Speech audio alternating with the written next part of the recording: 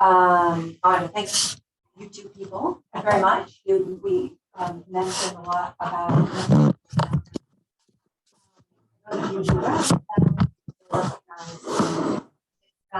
cookbooks and some kitchen stuff, and now you know some of that. It's an interesting thing with fiction writers, how bits of our personal lives show up into our stories. So I'm really excited to be part of this initiative of bringing historically marginalized voices to. Sorry, let me. There's Janet. Sorry, you got a whole lot of chin there. I don't know if anyone else is on, but let me, so you can at least see me talk here. There, you can see my kind of a pointed head now. No, tell her Holly says hi. Holly says hi, and Sid, our writing friends, to talk from the perspective of some of these historically marginalized voices. And this book is also set in a fictional town along the Merrimack River. It's kind of a mashup of Newburyport and Amesbury in my imagination. So it's great to be here from that perspective. So now I know how many of you read the book. How many of you happen to know a transgender person? People. So yeah, good. So fiction has the power to inform, instruct, and evoke if it's done well in a way that isn't preachy, right? It permits people to experience situations and circumstances they might not otherwise ever have a chance to encounter. And so important social issues can be presented in a way that doesn't necessarily directly provoke controversy or conflict, unlike perhaps bringing up a hotbed topic after the fourth bottle of wine has been poured at the Thanksgiving table, right? You can instead maybe give somebody a book. So, books like the Hawthorne Scarlet Letter raised the issues of clergy abuse and gender inequality he wrote it published in 1850, or Steinbeck's The Grapes of Wrath, which showed the horrific treatment of migrating peoples who were suffering so much during the Great Depression, or Margaret Atwood's The Handmaid's Tale, which has seen this resurgence recently because of issues related to women's autonomy and the potential problems of church state. All three of these books grapple with social inequities and shocking and tragic experiences, and our human propensity to deal with other humans inhumanely. So as we were talking on our drive down here, there's value in telling the details of stories that people don't want to hear, right? It's normal and understandable that we want to avoid some of these things that people are experiencing because it hurts and there's so much trouble in the world, and our hearts can be really heavy with that. But fiction can permit a way for us to engage with that in a way that can be very useful. On the plus side, for all those three books that I mentioned, they're very well written and they're classics. So in I march with my little contribution to trying to shift the axis of injustice, right, through literature. My book offers a glimpse into the life of a woman whose life has been shattered due to the devastation, due to violence that came out of anti-transgender bias and discrimination. When I wrote it a few years ago, I knew that things were bad for trans people. But since then, things have gotten a lot worse. Now, when it came to this book, there's a lot of strange stuff in it, and settings tend to inspire me. So part of it is set in this area that I love, this sort of mashup set of Newburyport and Amesbury. And then we moved to Missouri and lived there for about 7 years and encountered some interesting places there. There was a crumbling old shrine, Mary. There was a haunted hotel. There was a wax museum from the 1960s. And so I started playing with this idea of a story set in in an old vintage wax museum And I knew that revenge was involved, but the central story wouldn't gel. I was working on it for months and I didn't know what was really behind it, the heart of it. And then in 2017, this young trans girl named Allie Steinfeld was murdered and disfigured in Missouri, not too far from us. And that's when it all kind of came together, that it's like, okay, this person had people who loved her. And so the idea came that that I would write this interrupted love story where the protagonist, her name is Maddie Wells, she's the wife of a trans woman of color who's been murdered. She's been grappling, when the book opens, she's been grappling with grief and guilt for a year. And it happened the crime took place in St. Louis when Charlotte, the wife, was there to get an award for her trans advocacy. Maddie didn't want to go for a lot of reasons. And she had a panic attack at the airport. She doesn't like to fly. She agreed to go reluctantly. She has a panic attack and stays home. So the last memory of her wife was her anger, her wife's anger and disappointment. So as a way of processing and surviving this grief and guilt, she decides to go on this journey of vengeance and go to Missouri and try to hurt, or worse, the wife of the perpetrator of this crime. By that time, he had confessed pretty quickly and was in prison. Maddie was a textile conservator for an organization kind of like, what is it, Historic New England here? I created a fake name for it, but so she goes around to different museums and works on their textiles and helps maintain them. And so she hears about this job at the Wild West Wax Museum in Missouri, in a place close to where the perpetrator, his hometown. So she thinks that's great. I'll go, apply for this job, takes the job, and heads on down. And then she starts to plot how she's going to kill Sarah, the wife. Things go off the rails a bit when all this is unfolding, and she's struggling to balance the complexities of her desire for vengeance with her essential goodness. Wally Lamb was kind enough to endorse the book, which and he called it a film noir between covers, kicking off the story with the death of a female is a noir trope that's played out across the years. And I really struggled with that. I debated about how to go about it, but given the high rates of violence against trans people and trans women of color in particular, my goal was and is to move from trope to topic, where we're talking about these things. These are real stories. These are real things that are happening. Thanks to Declan for that phrase. Declan is my husband, and I did not introduce him. Declan is a fabulous, fantastic, trans masculine person, and I adore him. Yeah, so we need to talk about this stuff. A 2021 study from the UCLA School of Law indicates that trans people were 4 times more likely to experience violence or abuse than the normal population.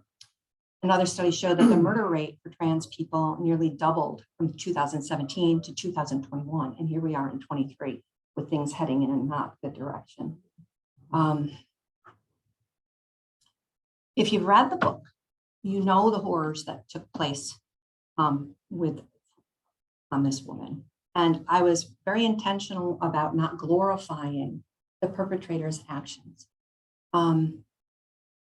So the way that I tried to do that was by only conveying what happened through transcripts of his confession, because I didn't want to get into any, with normal scenes, you do descriptions and you do emotion and, and I wanted to not feed that narrative, but it needed to be, what happened needed to be told, and the reason, his motivation needed to be conveyed. because it's part of what's happening in our culture and why people do these things. You know, there's background that I thought was important to be unfolded. So that was the mechanism that I used to try to not glorify, but convey. And the things that happened to Charlotte physically that he did were not things I made up. These were things that happened to trans women who have been murdered. Yeah, I didn't make that stuff up. The classic novels that I mentioned earlier are powerful and important and hard stories. And I think mine is too. Obviously, I'll just cry and give up now. You know, this is hard stuff. So because of that, and because of who I am, I wanted to have there be a range of emotional tones throughout the story. So it needed to kind of break up the heaviness and the darkness and all the emotion. So I'm going to give you a few short readings to offer a kind of a different flavor, the different flavors. And you guys were at our launch, and so some of it might sound familiar. The first passage focuses on the oddity of the book. There's a lot of, those who have read it, would you agree it's kind of an odd book? Yeah. All my fiction seems to have oddness in common. And I try to figure out why. And I thought about the books that I read when I was a kid, and starting with the red, green, and blue fairy books, which were full of all kinds of the horrors of fables from those eras. The large scale original Wizard of Oz books that were at my library, and they had all kinds of bombs, wonderful freakiness, like patchwork girls coming to life, and room full of knickknacks, and an enchanted being trapped trying to get released, and the entitled princess with a closet full of heads that she could just swap whenever she felt like it. All these kind of stories informed me about I think the infectiousness of oddity. I just like it. Not everyone does, but I do. And so it's inevitable that kind of gets put into play with my writing. So here's an example of that from this book. In this passage, Maddie, the protagonist, has begun working in the Wild West Wax Museum. And this museum was inspired by a real museum that we visited that was developed in the 60s, because I don't know if you know this, but Jesse James was killed back when he was a relatively young man, history says. But alternate history says that this old man showed up in these Merrimack Caverns in Missouri and claimed that he was the real Jesse James, and that he had never actually been killed. It was all a fable. And the man who owned the caverns at the time and managed them said, "This is great. I'm going to start a museum and tell the truth about Jesse James." And so he created this wax museum that is all telling the supposed truth about Jesse James. It's kitschy, it's wacky, it's crazy. And it's all about when I started pondering it, and I told you that I knew the book was going to have some elements of revenge in this wax museum. It's because there's this idolization of some of these characters in history in the Wild West, where they were driven by revenge. Jesse James was driven by revenge. Stuff happened in his life. His mother lost her arm, and all this stuff happened. And so a lot of his crimes were driven by revenge. So this wax museum features a number of different other Wild West characters who have also got stories of living on after their supposed deaths. So it's based on again some real stuff, but it's a crazy, kitschy 1960s wax museum. All that being said, here is the reading. Dust accumulates quickly in a place filled with old things, with forest heat pushing molecules of ancient detritus around in the cool weather, and air conditioning doing the same when it was hot. The figures hadn't been dusted in a while. I discovered there was an optimal time between dustings. Too soon and the work wasn't satisfying. Too long and the skin lost luster. It made me think about lovemaking. If you do it too frequently, the sense of satisfaction was lessened. Not often enough, and you had to trudge through all the accumulated baggage that got in the way of intimacy. But thinking about sex was dangerous. Bodies speak in the language of hunger, and mine didn't seem to care that the love of my life was gone. It wanted what it wanted. Thinking about sex only made it cry out more insistently. Wax bodies weren't so complicated. When dusting, I gave the eyes the most attention. After all, the eyes are the windows of the soul, or in this case, the soulless. I stared into them as if looking for answers, for guidance, for mentoring on vengeance, but they were empty, devoid of emotion or assistance. I wondered what they would look like, dug from the sockets of their plaster skulls. Sometimes I relied on a childhood trick of feigned blindness, feeling for the texture of dust with my fingertips instead of with my eyes. Touching them that way made me hate them less, as if blocking the fakeness of what they represented allowed me to connect with their essence. With my eyes closed, it was almost pleasurable, the sensation of smooth wax, dust pushing away like a film of talcum powder on the curve of a beloved buttock. I was rougher with my eyes open. I buffed their skin with damp paper towels and brazenly used a craft knife to pick at the dirt gathered in facial wrinkles Jerry obviously hadn't attended to, not giving a damn if a curled shaving of wax came away with the knife. It was as if I was rebelling against all my curatorial training, actively damaging objects rather than doing everything in my power to protect them. I looked closely at fingernails, which never needed cutting, and hair, which didn't need to be brushed, imagining locking up and walking off without telling anyone, leaving the whole thing to rot. Those cold bodies didn't need me and were probably better off drifting into entropy. I'd do it eventually, but I had things to accomplish before that day came. So that's kind of an example of the weirdness of Maddie's brain and how she works, and this setting of where she, purportedly is going to be caretaking these objects and things, but she's living out her rage and trying to manage that. Let's see, any thoughts or questions on this passage or the role of humor? Oh, sorry, wrong one. I was jumping ahead. This section or the museum or why setting matters in this case. Any thoughts on that? I don't know how much you want to talk. Yes, Sid. Hearing you read that reminded me how often the subject of I is touched upon, has meaning, changes the plot. Comes in the conclusion. Yeah. Yeah. Yeah, eyes are important. I'm not going to say I'm not going to try to give too many spoilers, but yeah, eyes are important, to us as humans, and they're important in this story. Any other thoughts? Well, then I'll just keep going.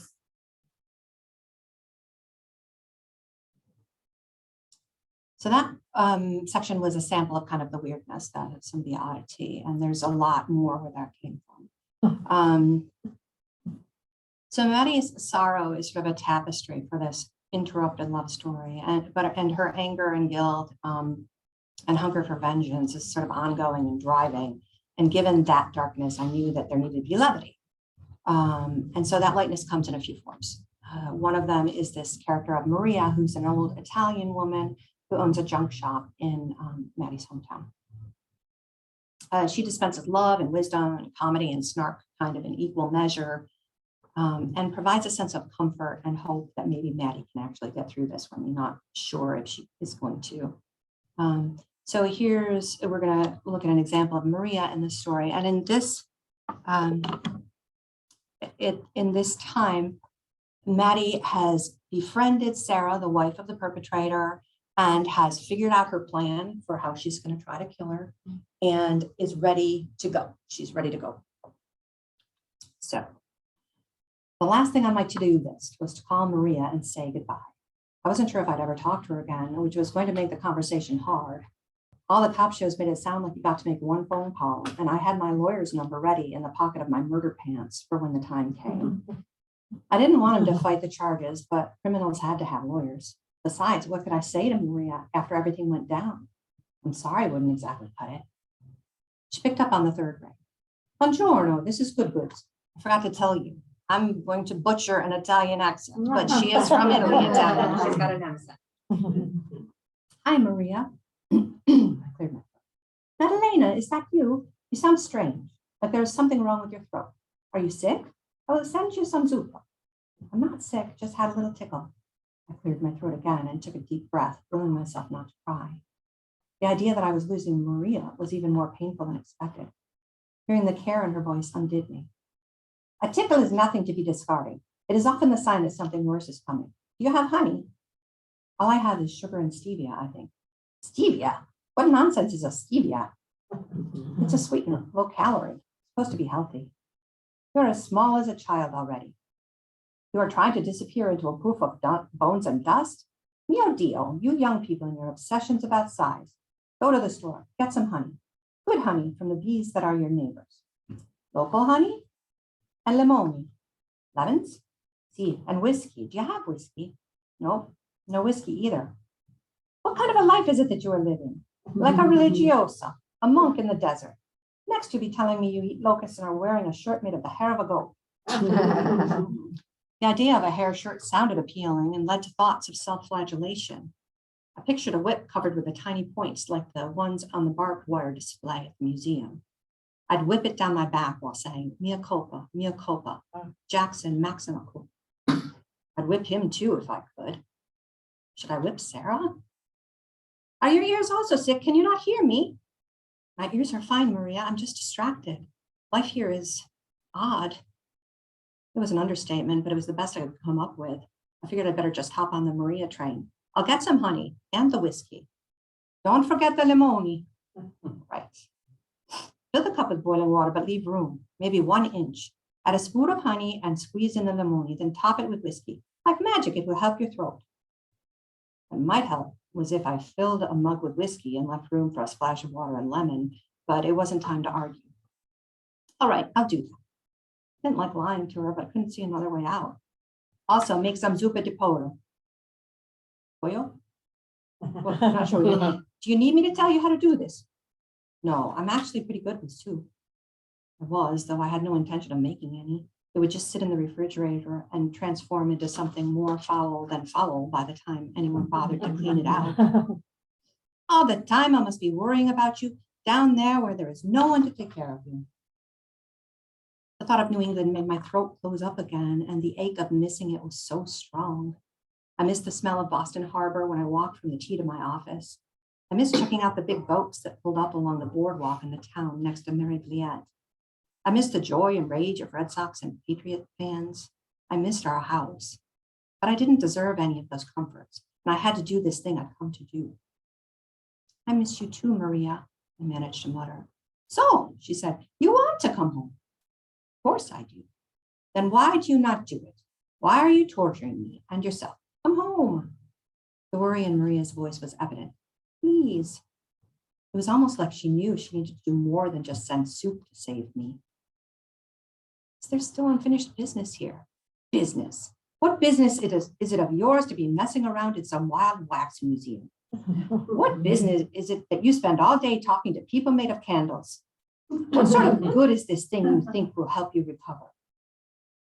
It would be so much easier if I could just tell her what I was there to do, but she'd find a way to stop it.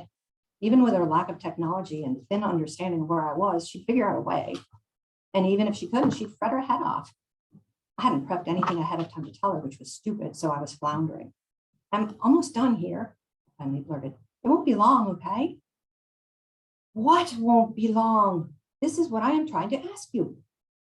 I'm on the verge of a breakthrough. I can feel it. That much was certainly true. I could feel it throughout my body. My nerves were jangling with it, and my hands and feet were buzzing with the itch to take action. Maria sighed long and loud. I am praying for you, Madalena. May the angels in heaven fly with you and keep you from falling right on your head into your own stupidity. The bell jangled in the background, and I realized it was my way out. Sounds like you have a customer, I said. See? didn't like that her response was so short. I didn't want us to part like that. Listen, I hear what you're telling me and I respect what you're saying. I'll be back as soon as I possibly can, okay? It might be decades or it could be sooner when my spirit soared to the places I loved in search of my beloved. You promised me this thing. Yes, I promise.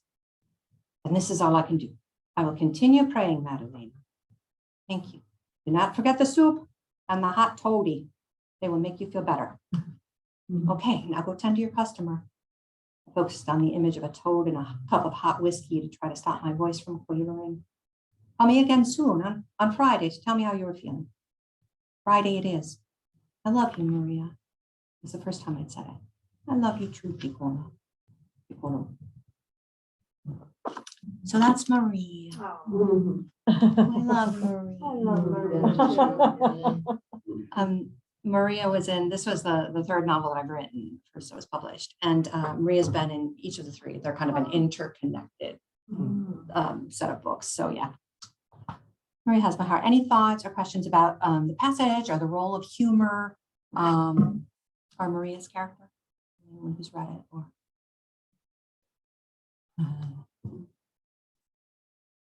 Sid encountered her in the first I just would like and a second. Maria. I know, we all need a I Maria. need a Maria. I'm so happy. to see her That she was again. back again. Yeah. Yeah, she gets the most ink in my first novel, which is my worst novel because it was my first novel. But, I want to resurrect that novel just for Maria because she's, she appears the most in that one. So Maddie adores her wife. She loves her in all ways. She loves her deeply, endlessly, through and beyond death. And through her story, I wanted to show that trans people are not some sort of political football that should be getting kicked around for votes. And they aren't less worthy of respect, dignity, or love than anyone else. They're people like my beloved husband, Declan. If you follow the news at all, you know that anti-trans legislation and sentiment are on the rise. Over 500 anti-trans bills have been introduced this year so far across the country. And trans people are the focus of demonization, discrimination, and violence. People are being harassed and assaulted and worse right this minute. So I want this book to shine a light on the impact on all those who love these people who aren't doing anything other than trying to be themselves. So I wrote a number of scenes which demonstrate the depth of this love for her wife, who she calls Shimmy. And this passage is going to show you a little bit of that. It takes place in an old abandoned inn that is reported to be haunted. And this is another one that's based on a real inn in Missouri, where there was a cook. It's a couple centuries old. And there was a cook named Bertha who used to poison chocolates and then feed them to people she didn't like and murder them. So this hotel is apparently has the ghosts of these murdered people in it. And Jesse James stayed there as well. And it's the place where the perpetrator left Char's body, which is why Maddie went there. The hallway was darker than the kitchen, and the darkness deepened as I walked toward a set of swinging doors. I took a deep breath when I reached them, fearing what I'd find on the other side. Maybe the ghost of the murderous cook, or maybe Jesse James himself, pissed off at my lack of respect for his legacy. I wanted to turn around and run to my car. Pushed through the swinging doors with a creak, and the room was just as empty as the kitchen had been. No Jesse, no Bertha, no Shimmy. The peachy yellow glow of fresh 2x4s created stripes in the dimness at one end of the room.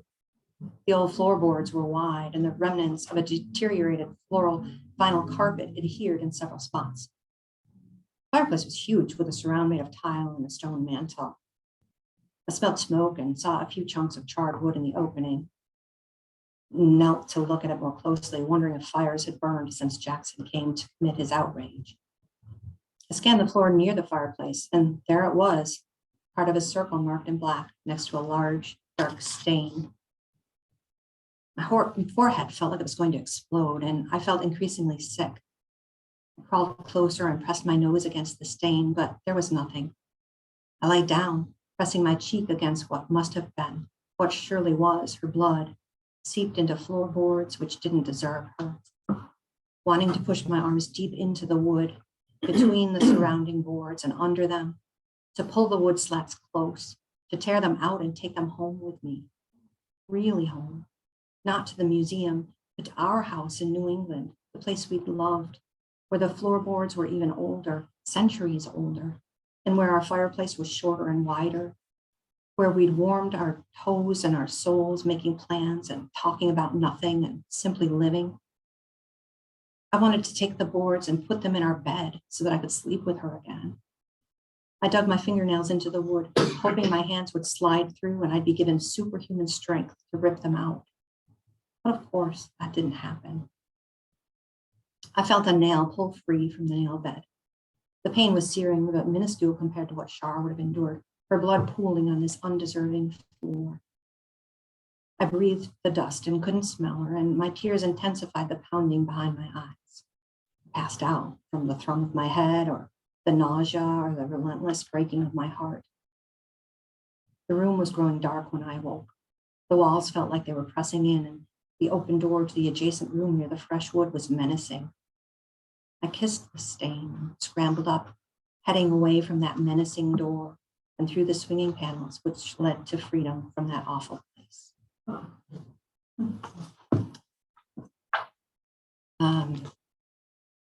Yeah, so that is some of Maddie's deep love, that sacramental love. She's a weirdo. It's absolutely beautiful. Thank you. Thank you. Yeah, any thoughts about that passage or the strange things grief does for the particular setting? I think you really got to cause that sense of how when we're grieving, it's sort of like in this other reality, like you could imagine pushing your arms through and bringing the boards up. That's because we're in this kind of transformative state where we wish we could be with that person, wherever that person might be, that we can't hold anymore. I think that really came across in that Thank you. passage. What was that book? Magical Thinking? Yeah, A Year of Magical A Year of Thinking, Magical John Thinking, Gideon. Yeah. which you So did- gorgeous. Yeah. and hard, Yeah, very hard. about the kind of thinking that takes place when you're in deep grief. Yeah, it was an interesting thing to try to enter into the pain of this woman, and because she's a weirdo, and she is so sacramental, so the substance of her wife's body was so important to her. So the fact that this blood was saturating this wood, and she didn't want to let go of that. Yeah, there's a lot of religious imagery. Yeah, there's a lot of that in the book. Yeah, yeah. I don't know, you keep saying she's such a weirdo, but like her observations are so sharp, like when she's, using the knife to get in the previous passage, using the knife to clean the cracks, the wax figures, and it's just, I could see it, and it is what somebody who's really sharply, acutely observes the world would think and do. It makes her voice unique. Yeah, she's got a very unique voice. Yeah. I think for those who've read it, would you say she's a unique character? And some people might have trouble with it because there's a lot of grit in it. There's a lot of I don't want to say too much just because spoilers, but yeah, there's a lot of How difficult it must be for you to write this thing and feel them the way that, and it's not just, okay, you write this and then I go on to something else. Yeah, it was a profound experience.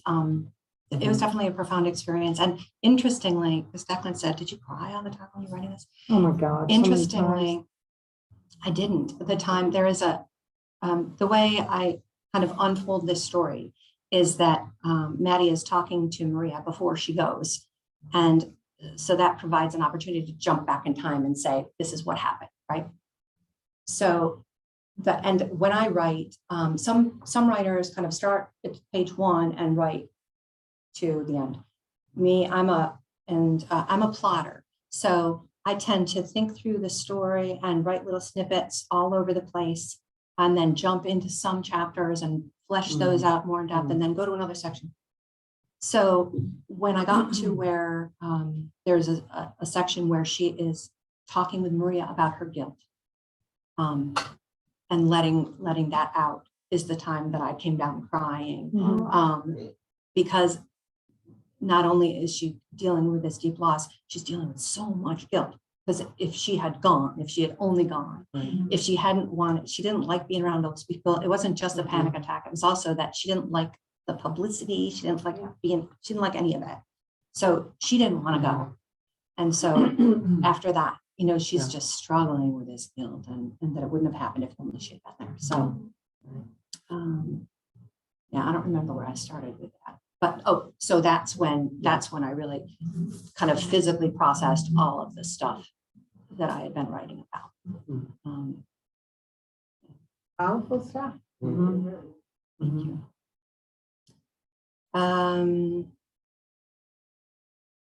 So anything else on that? That's the last of the readings. So we'll just say a few more things. So Maddie, as I said, she loved her in this very deep way, and the loss was barely survivable. She didn't care if she lived, right? I mean, if she goes to jail, that's fine. If she gets killed somehow, that's fine. I don't care. She just wants to do this thing and feel better. Spoiler alert, she does actually make it back home to her small town. She does get through it. And she returns like the same person, but a different person. And I hope that if you read it, or if you're going to read it, I hope that the same thing happens with you, that you enter it and exit it the same person, but a different person. So this book has all kinds of earmarks of my personality. All fiction does. It's got the vintage cookbooks and stuff like Jan was telling you about. It reflects my sorrow at what people often are, and my hope for what people can be, because there's a lot of hope shining through. It's ultimately, spoiler alert again, it's got a nice conclusion, I think, because I don't like books that don't. It's not like fluffy, but I think it's satisfying. It shows my passion for the injustices directed against trans people, and reflects also my belief that there's this force of light and love that you can be seen beneath things frequently, because there's a lot of I don't remember who called it woo-woo. It wasn't you, Sid, was it? No, it was Lori. Another writer friend of ours said her books have the woo-woo in it too, some sort of mystical stuff sprinkled in it. And it's saturated with the love that I have from my beloved trans spouse. So that's it for me yammering on about my book. So let's talk about the role of literature for expanding compassion and understanding, or about writing, or about the characters, or about Wild West wax museums, or about vintage cookbooks, or anything else you'd like to talk about. Do you think that fiction plays a stronger role in changing people's perspectives, rather than there have been in the last several years a lot of historical fact books out? I mean, I'm reading the 1619 Project right now, and a lot of things in that. But I mean, I know in the beginning you talked about how you didn't use the word soften, but soften the message and make it palatable, rather than just hitting people. Yeah. I think stories in general have the power to do that. The thing about fiction, or just in good writing, because and Holly does ghostwriting, so is that often memoir, I would assume? It is. It's probably almost solely. So if you have a good writer who's writing a memoir, you can do the same things where you can craft the focus. So not just story, because sometimes people can tell stories and focus on the facts of things. But with fiction, you can certainly choose your focus on how to unfold it. And Yeah. So the perpetrator in this book, for example, has a Christian formation that was very shaming of of homosexuality in particular, and that plays a role in how why he fixates on this woman and wants to meet her. And I think that's important. And that may not be a part of what happens with every crime against trans people, but it is certainly a piece of a lot of what happens, is that people are taught things that based on coming from a religious perspective. So I'm going to get back to specifically what you were saying, but I wanted to say that in this book, I wanted to shine light on the reality that Christianity can do this, often does that, certain parts of it do, while also not demonizing Christianity. So the person of Maria is an example of this, because she's like a Catholic, but she's a mystical Catholic and a very accepting, loving, and she introduces her to this saint who's like the saint of trans people, and so it's contrasting these, trying to show people through story. It doesn't have to be one or the other. If you're raised with a religious upbringing, doesn't mean that you have to view where people of varying kinds in a negative way. And so fiction allows you to do that, whereas and stories I think are much more powerful than sheer data, because you glaze over. I mean, when I was telling you, well, the study was done by the UCLA Law School. I mean, even my own brain is like, oh, yeah. I mean, it's important, but it's data. Yeah. So yeah. We even sometimes when I read case studies. I love case studies because what are they? Yeah. Stories. Yeah, that makes sense. Yeah. Did you want to say? You usually have things to say. Did you have anything to say? I was just wondering, as you were reading it, thinking about our move to Missouri and how the political climate is different there than it is in Massachusetts. And living here, would you have written this book?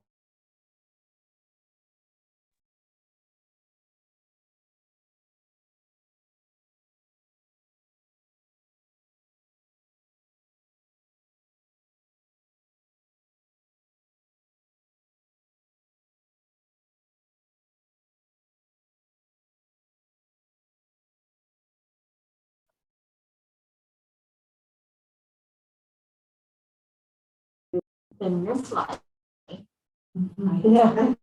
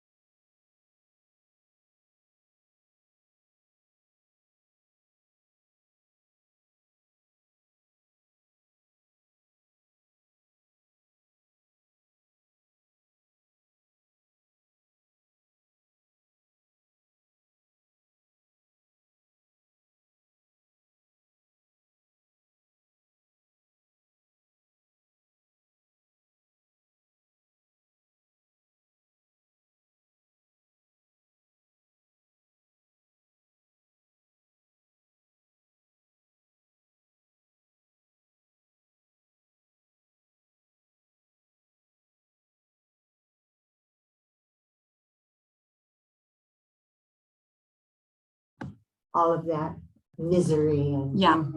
and poison, and a very inclusive people. Yeah. And it all depends. Yeah, I mean, there's it does. every range. Right. Yeah. Thank God we didn't all grow up like that. Yeah. Yeah, that one line I remember Mother Teresa used to say, when we become a better, bigger family from the world, it's always good. So we're able to love each other. Yeah. I remember that. Yeah. Yeah. Love that line. It's a good line. Yeah. I should have said at the beginning of this, for those of you who don't really know me, I've been writing, we've been as a team doing advocacy work for LGBTQ people, and through the lens of faith, through the lens of Christianity for a bunch of years. I've got a series, a devotional series, an affirming devotional series called Where True Love Is. And so that's been kind of part of our, it always, it tends to show up in my books, and as we've deconstructed our faith, because we both came from conservative viewpoints and have kind of deconstructed our way to where we are today. My books, my devotional series has sort of traveled that path too. But yeah, so I don't know if you wanted to answer Sid's. What was the question? About the self-hate. Yeah. There's a lot of that in transgender people. We advocate every day. And I just came out as trans about 1.5 years ago.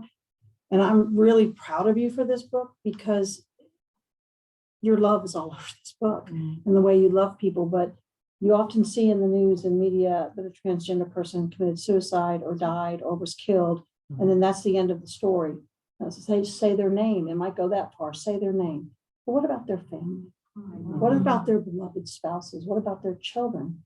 And this book speaks to that. There's this wide circle, this ripple effect from this catastrophic, horrific murder that happens. Yeah. And people need to know that we have families, that we are loved, that we have grandchildren, that we have jobs, that we have likes and loves, everything about transgender people, to feel more comfortable with them and not to be afraid of them. Because I can't go to the bathroom. This is a basic human right to be able to go to the bathroom and not be afraid. I can't. So I wake up every day and I'm being judged. I walk in a room, people look at me. And these stories have to be told so that we're thought of as just people with spouses, and because there is such a high suicide and depression rate in transgender people because they're being attacked. Your existence is attacked every single day when you walk just into a room. So, people doubt you, who you are, what you look like, how you have sex, what your body looks like. It's like, it used to be you could walk in a room and you'd be judged if you were overweight or the clothes you wore, your hairstyle. Yeah. This is your very existence about who you are internally. And this book speaks to that ripple effect and that great love that can be had for a transgender person, and the way Suzanne portrays that and writes this in this book. She came downstairs, and I'm her first reader, and she came downstairs and I was reading the chapter in the beginning in the morgue, which those of you who've read know what that is about. And I had gone into our room, it was laying on our bed, weeping, and I could not pick up the book for days because it touched me so deeply, because I felt like your love and other people's loves for people and transgender people was portrayed in such a powerful way that I didn't know she was going to. I was over here like, don't cry, because I didn't know you're going to read that part tonight, and it touches me how your love is in this book. And there's so many people out there that their stories aren't being told, that they miss somebody, that somebody committed suicide or has left the families or has been killed, and the stories are not being told. And I'm glad that you were brave enough to tell this story, because there are transgender people who are not going to be happy that this story was told. So I'm kind of curious what you really see as your target audience in that. Oh gosh, I don't think of this. It's weird with fiction. I don't know if those of you who are fiction authors. I haven't really thought that much about target audience, because this was just the story I had to tell. I'm gonna get a chair. I'm gonna sit down now. I just had to tell the story, and so yeah, I don't know. There is a potential that people won't like it for all kinds of reasons. There's a lot of reasons for people not to like this book, just because of the. Yeah, but I think sadly, people who won't like it for whatever reason. Yeah, right. Just from the description. Yeah. But it doesn't look like it's especially transgender book. It looks like a very nice, well-written books. Yeah, yeah. Thank you. So Suzanne, how did you choose the cover art? Well, so the publisher provided the publisher asked questions, like there was a document to fill out with imagery and styles that you like, and things like benchmark samples. So I sent those, and then we did a back and forth from a few different mock-ups and came up with this. So this is the flower is a trumpet vine flower, which is it's conveyed in one of the scenes, and also connects to her love of her wife. The title? So the language of bodies, when you read it, I'm hoping that you will see, but there is this connection throughout it of the different ways that it's almost a play on words. Because in one of the readings that I read today, I said that, the language of bodies was hunger or something, but there's also the language that these wax bodies speak in their falseness and in their ability to provoke rage, because they have things that her wife had stolen, and the way that the particulars of her wife's body were so precious to her and had such meaning for her. And so it's kind of this sort of the language of bodies has multiple takes that are sort of interwoven. Thanks. I'm sorry I hadn't read the book before. Oh, that's not, no. You're You fine. have the pleasure When you- of I finishing do. it now. I never start another book until I finish the one I'm reading, but going home. Well, I hope you like it after Oh, all. I like it. I know I will. How do you feel about reactions so far, reviews and stuff? Good. Yeah. I mean, there's one, I got one star review on Amazon, I think, because they said it was religious and they didn't like that it was religious. Okay, that's all right. That's good. Wow, that's cutting. I mean, How did the reading and book session at Jabberwock, right? Is that where you promoted it? it was at St. Paul's Church. Jabberwocky was the book purveyor that was there for us. How did Yeah, that go? it was fun. These two guys were there. Yeah. It was fun. Yeah, we had a good time. Yeah. It was like a party. It was a reunion, kind of, because Yeah. there were, it was Yeah. mostly our friend, a bunch of that's people. Yeah. Because we'd And the been, wedding too, it was just like being yeah, all together. it was a Forever. circle because we Yeah. had lived in Newburyport when we Yeah. first came to Massachusetts, and then we moved to Missouri and lived there for 7 years. And so we came back and did the launch there in the church where we were married. And yeah, so it was great. It was like a big, You were married in St. Paul's? Yeah. Good place. yeah.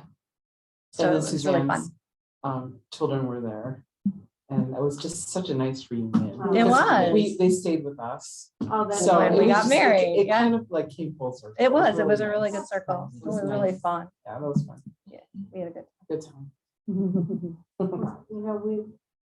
Historically, we've gone through all of this with gay men more than gay women for a long time. And I think the trans thing is very new for a lot of people. Yeah. And I don't think a lot of people, they don't get it. Yeah. They just right. can't wrap their heads around it. Yeah. And I hope books like this will be able to show them, a different way of looking. at That's my things. goal. Yeah, that's my goal. And, and the thing is, though, that I didn't want it to be, didn't want it to be preachy. Right, I wanted it to be a good read. I right. tried to write it to be a page turner, and to be a good story, because that's the most important thing, because you can have a wonderful message. And if it's a, if it's a boring book, then no one's going to read it anyway. Yeah. So yeah, it is my goal that it'll help people look at things a little bit differently. So. I think you should bring it to P-Town. This would be really good. I have to figure out how to do Yeah, you need to- well, we can help too. If you know people. Yeah, on our end. But like, even within like the gay community, like trans have always been, it's like, how do they fit into Yeah. that? Yeah, there is As some well. exclusion in It's- some Yeah. circles. Yeah, like, so.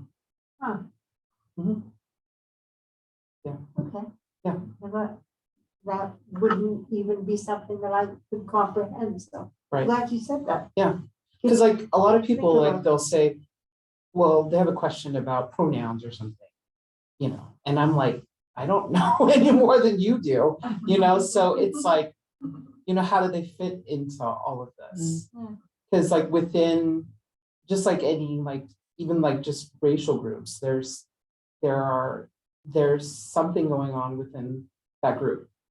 And this touches up, Yeah. on it. So, Yeah. yeah. You asked before who knew transgender people, or if anybody Yeah. knew in the 70s, believe it or not, late 70s and early 80s. I'm a nurse and I worked in a hospital. And there was a gentleman who came into the cafeteria every single day, and that's where he had his lunch. And we all knew him, and we all watched this whole process happen over years. Hmm. It was unbelievable. And he was good because she was good because she would talk about it with people that she felt safe with. Yeah, right. Yeah. Was- Mhm. I know, Educational. Yeah. really. Yeah, it's hard because it's great when people do feel comfortable describing their experience. But it's also unfair to demand that people share their experience, right? I mean, some people are comfortable doing that and feel safe doing it, and that's Oh, their right, style, and some right. people are not. And Mhm.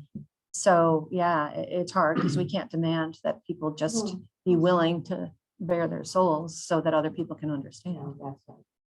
I mean, we went through that as a queer couple. We went to a church, one of the first churches we went to in Missouri, and we ended up leaving because of all kinds of complicated reasons. But people were like, "Stay." The congregation just needs to know that that gay couples are normal. And I'm like, this is not my function. This is why am I suddenly, Token gay couple. yeah.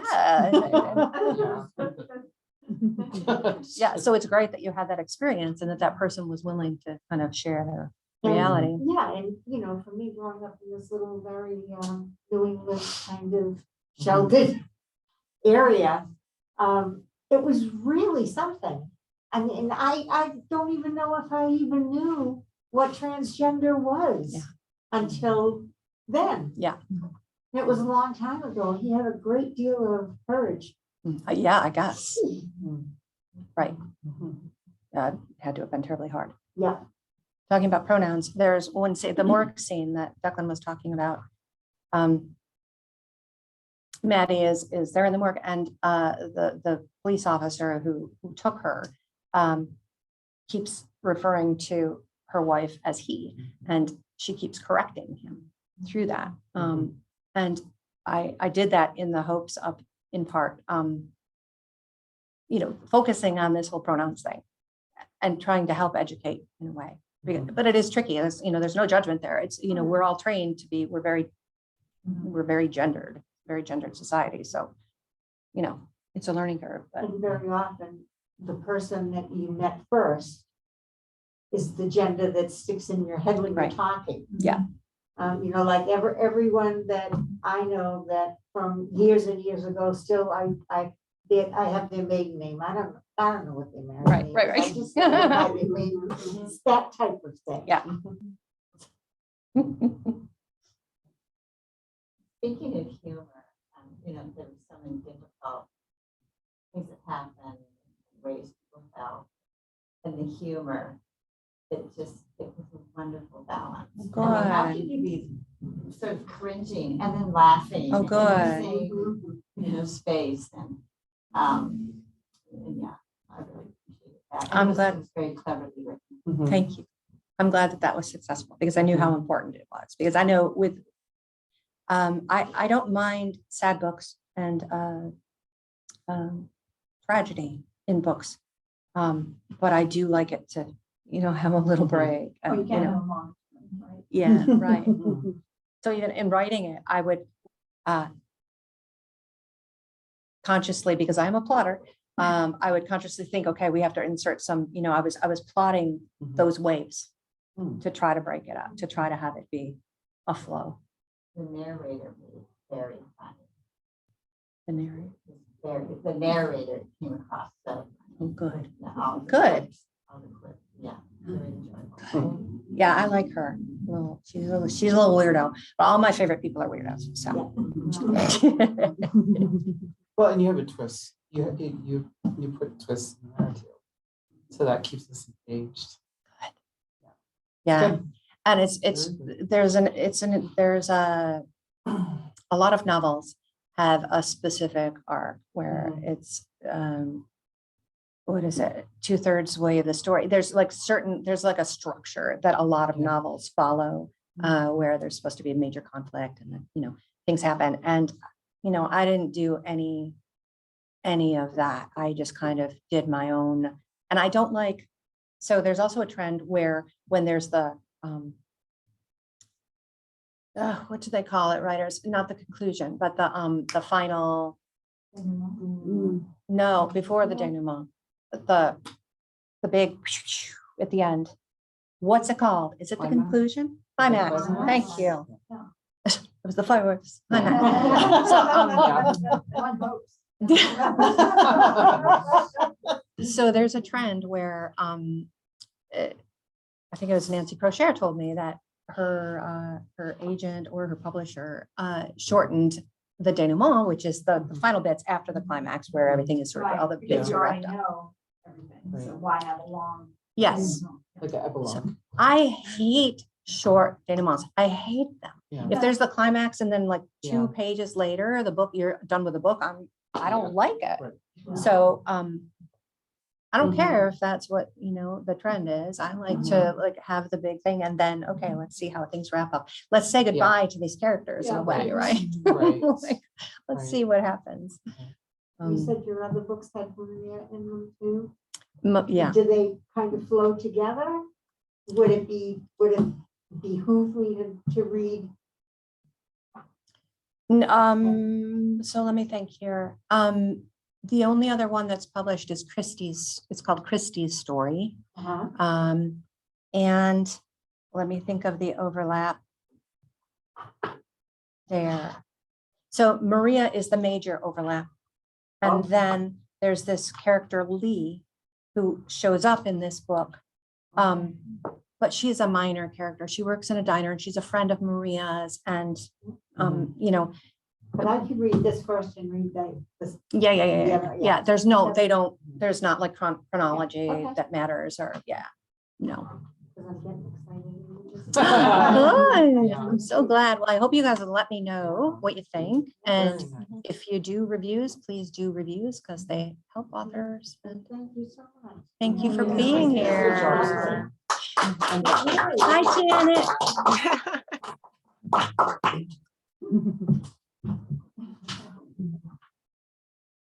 Hey, you didn't tell us what's next. Oh, Ooh, perfect.